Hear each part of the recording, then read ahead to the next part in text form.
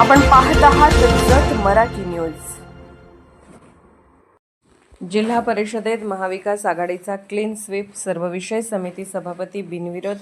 जत तालुक्यात रवी पाटील गटाची ताकद दुपटीने वाढली। समन्वयाचा आदर्श ठेवत सर्व गटांना प्रतिनिधित्व, विकासाच्या राजकारणाला नवी दिशा।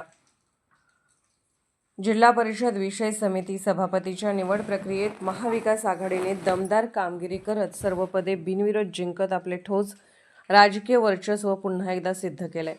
या निवडीत विविध गटातील नेत्यांना संधी देत आघाडीने समन्वय आणि एकजुटीचा आदर्श घालून दिला आहे।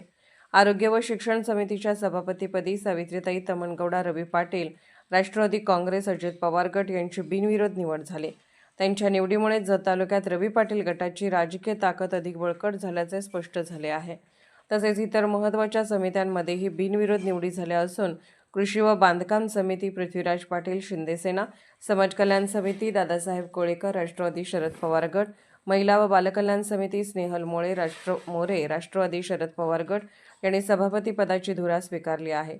सावित्री ताईंचे पती तमनगौडा रवी पाटील यांनी यापूर्वी ही सभापतीपद भूषवले असून त्यांच्या कार्यकाळात शिक्षण, आरोग्य आणि ग्रामीण विकास क्षेत्रात उल्लेखनीय कामगिरी झाली होती।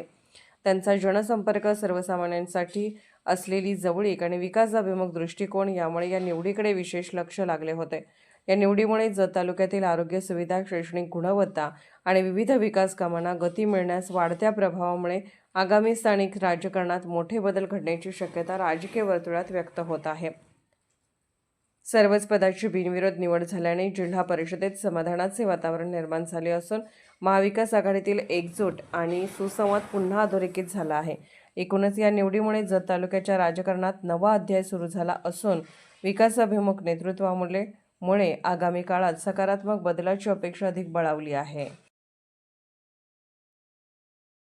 जत मराठी न्यूज चॅनलला लाईक करा, शेअर करा आणि सबस्क्राईब करा।